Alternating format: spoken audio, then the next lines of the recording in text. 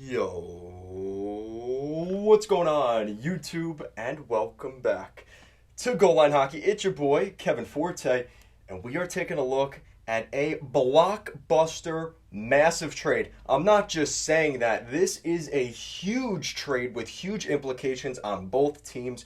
We're going to break this trade down in detail. There's some conditional draft picks. There's a lot of players being moved around, some big name players. Under the cover of night, the Calgary Flames have officially traded Matthew Tkachuk. We're going to talk about where he goes, what comes back from Matthew Tkachuk to the Calgary Flames. In a matter of a week, it seemed like everything has changed. You go back a week, 2 weeks ago, and I made a video which did very well. Thanks to my Flames fans out there for watching that video, and some Devils fans. The Flames had rejected a massive trade from the New Jersey Devils for Matthew Tkachuk. And now, just under 2 weeks later, Matthew Tkachuk has been traded. After that, that was kind of a defining moment by the Flames, saying, listen, we are not taking this huge package from the Devils because we are set on re-signing Matthew Tkachuk. Obviously, the Gaudreau effect comes into play. Johnny Hockey Gaudreau leaves the Calgary Flames for free agency, surprisingly choosing the Columbus Blue Jackets over a much bigger offer from the Calgary Flames. That had an impact. Matthew Tkachuk then said, listen, I lost my line mate. I'm not sure what the future is here in Calgary. I think I want to go somewhere else. And that's exactly what happens. And again, perception-wise, the Calgary Flames here, listen, call it what it is. They lose two of their stars to what you wouldn't consider traditional hockey markets, right? Johnny Gaudreau leaves Calgary to go to the Columbus Blue Jackets, of all places. And at least they get a return in this one. But Matthew Tkachuk ends up going to the Florida Panthers. So let's break this trade down. So the Florida Panthers, let's go over what the Calgary Flames acquire. So the Calgary Flames acquire forward Jonathan Huberdeau, defenseman Mackenzie Weegar, forward prospect Cole Schwindt, and a 2025 first-round draft pick, and that is conditional. So let's break down what the Calgary Flames have acquired here. So Jonathan Huberdeau, now here's the thing. Jonathan Huberdeau is on the final year of a 6-year, $35.4 million contract. He's getting paid $5.9 million per season. He's on the final year of that deal, and he will be a UFA next summer, which means, unlike what we saw here with Matthew Tkachuk, where they had his signing rights, there are no signing rights to the Calgary Flames for Huberdeau. We could see something like Gaudreau this offseason. He could be leaving the organization. So he's going to definitely get a pay raise over his $5.9 million. One of the best players in the National Hockey League. And over the last couple of seasons, we've been talking about how Barkov is the most underrated guy in Florida. That's no longer the case. He's in the Selke Trophy conversation every year. And it's kind of to the point where he's no longer the underrated guy. It's the other guy here, Jonathan Huberdeau. And Huberdeau going to the Calgary Flames. This is going to be weird. I'm so used to the the Florida Panthers announcer, calling him ooby dooby doo and all that stuff when he scores. It's going to be weird to see him in a new uniform. Huberdeau has had some really good seasons, and last year was the most prominent. Last season for the Florida Panthers, in 80 games played, Jonathan Huberdeau picked up 30 goals, 85 assists for 115 points last season, a plus 35. He picked up 5 points in the 10 games in the postseason. We'll forget about the playoffs last year, and we'll get to that later when we talk about the Panthers side of things. But in his career, in the Stanley Cup playoffs, he's almost a point per game. 21 points in 26 playoff games. This is a really good hockey player for the Calgary Flames. He's going to give them that scoring that they desperately lack now with both Gaudreau and Tkachuk leaving the organization. Huberdeau is basically putting up the same numbers as Tkachuk. The only thing is he only did that for one season. But even before that, we have talked about how good of a hockey player Huberdeau is. So that'll be interesting to see how that plays out. And considering Huberdeau is still fairly young, Jonathan Huberdeau is only 29 years old, so he hasn't even hit that dirty old 30 yet. He is still a really good player in his prime. Kind of interesting to see that. Now here's the other piece that's kind of interesting. A massive part here is Mackenzie Weegar. Mackenzie Weegar is a defenseman that plays both left and right shot. more of a right shot defenseman. He was a 2013 7th round pick of the Florida Panthers, has been one of the best stories in the National Hockey League here over the past couple of seasons. Now, he's not known for his scoring prowess. That is obviously a true fact. But he has been able to still put up points as a stay-at-home defenseman. 44 points last season in 80 games for the Florida Panthers. He only had 8 goals. He did have 36 assists. He was on a President's Trophy winning Florida Panthers team, but he was a really good defenseman. And even in the first half of the season, I considered him potentially a finalist for the Norris Trophy for Best Defenseman in the National Hockey League. So the Calgary Flames, they got a return here, right? They got a top-pairing defenseman in Weegar and Jonathan Huberdeau, who was a 100-plus point forward last year. And there's more to that. Now, here's the other thing with Weegar before we move on. He is on the final year of a 3-year contract, $9.75 million. That is a $3.25 million cap hit per season. And this is a really good hockey player that the Florida Panthers probably weren't going to be able to keep moving forward, right? Going into this season, final year of his deal. Both these guys are on pending contracts, which may have lowered their value enough to where Calgary was able to acquire them.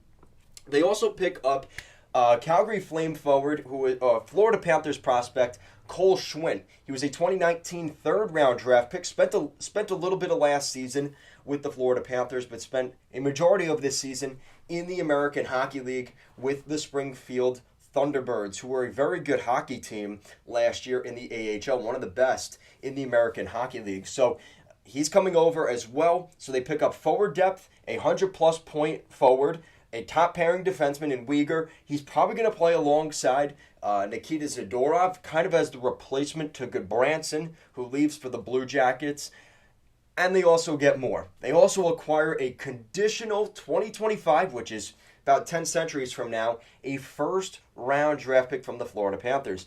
Now there is a condition on that draft pick, and it is lottery protected, which, in the event that the Florida Panthers draft first, second, or third overall in the 2025 NHL draft, that will then become a 2026 draft pick, depending on where that ends up going. I mean, the Florida Panthers, this is a sneaky one you have to watch for, because where are the Panthers going to be in 2026? Are they still going to be this good?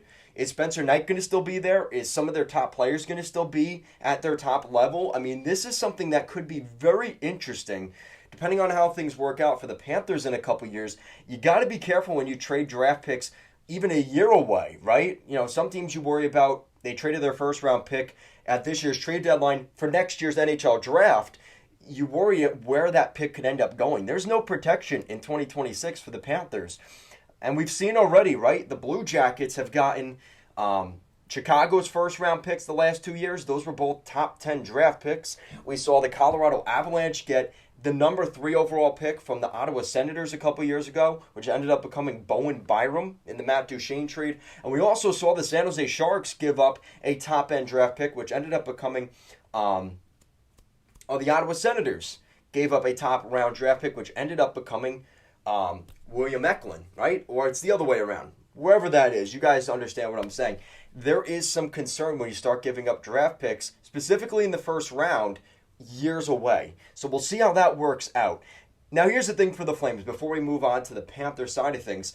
The Calgary Flames did decent in this trade. Now, a lot of people, I've already gotten those comments. I didn't even make the video yet, and I'm already getting comments. Oh, the Flames got, this is a bad trade for the Panthers. Here's how you have to look at this. If the Calgary Flames, again, you have to remember the context. Both the top 2 pieces in this trade, Jonathan Huberdeau and Mackenzie Weegar, both 28, 29 years old respectively, they're on the final year of their contracts. So the Calgary Flames are betting on these guys re-signing in Calgary. And there's no guarantee that they will, right? Especially with the perception now, you just traded Tkachuk, you lost Gaudreau in free agency. The perception of this organization might be shifting a little bit for the worst. Now, here's the thing. If they do re-sign Huberdeau and Weegar, this is a great trade for the Calgary Flames, and nobody's talking about this a year from now. But in the reality that they lose both these players a year from now, a top-pairing defenseman in Weegar, a really good 100-plus point forward in Jonathan Huberdeau, this could come back to bite the Flames in the butt. And hopefully that doesn't end up happening because I want to see the Flames succeed. You know, this has been a rough stretch here for Flames fans. But as of right now, if this is the return that you get and you're able to keep these guys long term, huge win for the Calgary Flames. This is a trade that could end up helping them out. Again, when you consider 1-for-1, Tkachuk for Huberdeau, they each were 100-plus point forwards last year. So in that sense, you could argue that right there, that's enough for Calgary. Except Calgary was able to get also a top-pairing shutdown defenseman, a first-round pick in a couple light years from now, and a forward prospect that was drafted in 2019. So in that sense, they really were able to fill out some depth in their lineup. The question is, will they be able to re-sign those guys? That's the big thing for the Flames. So I'm not going to be quick here to say, as of today, that the Flames lost this trade. They got, the Panthers got fleeced. Let's hold on a second. Going to the Florida Panthers side of things. Listen, I know my Panthers fans are very excited to have Matthew Tkachuk, but this is an overpayment, right? But you know what? The Florida Panthers are sick and tired of losing to the Tampa Bay Lightning. Let's be honest. They got swept in the second round last year. They were the President's Trophy winning team. They needed some help in front of the net. And that's something I'll get to in another video because the Panthers' defense looked like cheese. Even that first round series against Washington, too many rebounds by Bobrovsky, too much just open ice in the house, right? Right in front of the trapezoid, right in front of the net. Teams were shooting from far away and getting the rebounds before the Panthers' defense. They were just too lackadaisical. They had to make some changes. Matthew Tkachuk comes in. He gets a punch in the arm to this lineup. Yes, it did cost them Huberdeau and Weegar and a first-round pick and a forward prospect, but they're really going to like Matthew Tkachuk. Matthew Tkachuk comes in. He is a mean force to be reckoned with, and this is a really good player that's going to help the Florida Panthers out. He's going to be there for their very foreseeable future, and is a guy they can build around. Even Bill Zito said we are very excited to add this, calling Tkachuk a generational talent. So that just tells you what Bill Zito thinks of Matthew Tkachuk here. Tkachuk is only 24 years old. He was the 6th overall draft pick of the Calgary Flames back in the 2016 NHL draft. His contract will take him till he's 32 years old in the summer of 2030, which is going to be very far away from now at this point. So this is the trade break. This is the signing breakdown because obviously the Panthers were able to sign Matthew Tkachuk. It's an 8-year deal, $76 million contract that comes in at $9.5 million per season. Massive deal here. It's all base salary. There's no signing bonuses. This is just straight up $9.5 million on the salary cap per season for the Florida Panthers. So they're not trying to, maneuver the cap for $5 million this year, $3 million this year. None of that for the Florida Panthers. They're able to get this thing done. Massive move here. This is a huge trade for both sides. And we'll see how things play out. Like I said, I think Florida is looking at this in the perspective that at the end of next year, they knew they weren't going to be able to keep Huberdeau and Weegar. And I think they accepted that. Yeah, it sucks. You would have rather gotten another year out of them. But you were able to bring in Tkachuk, who's going to be here for the foreseeable future. So it depends on how you look at this. If you look at it the perspective that, if we were going to lose those guys for nothing anyway, at least get something for them now. And we traded those draft picks. We don't need those. The prospects, whatever. We got our guy. For the Calgary Flames, this is their rebuilding their team on the fly. And they didn't make this as a rash, reactionary move. To some extent, they would have liked to have kept Tkachuk. All right, that's not on the table. We're not going to force the issue. He let us know a year from free agency. We have some leverage here. We can trade him for what we want. And that's exactly what we see get done here. Great trade for both sides. Like I said, let me know what you guys think down below. Who won this trade? Like I said, I'm going to sit here today and who got the best player? In my opinion, it is Matthew Tkachuk, but you can make a real argument. Right here, Weegar, Huberdeau, that's a pretty big price going to Calgary. Again, it depends on if they're able to re-sign those guys. What do they get with that first-round pick in 2025? Does Cole Schwindt become a third-line winger who ends up being really good? These are all things that are just unknown. And I think that's where this trade kind of lies. The Florida Panthers making a massive trade here. They're making a statement this summer. He's going to play alongside Alexander Barkov next year. This is a really big move for both sides. Let me know what you think down below. Thank you so much for watching, and I'll see you again next time.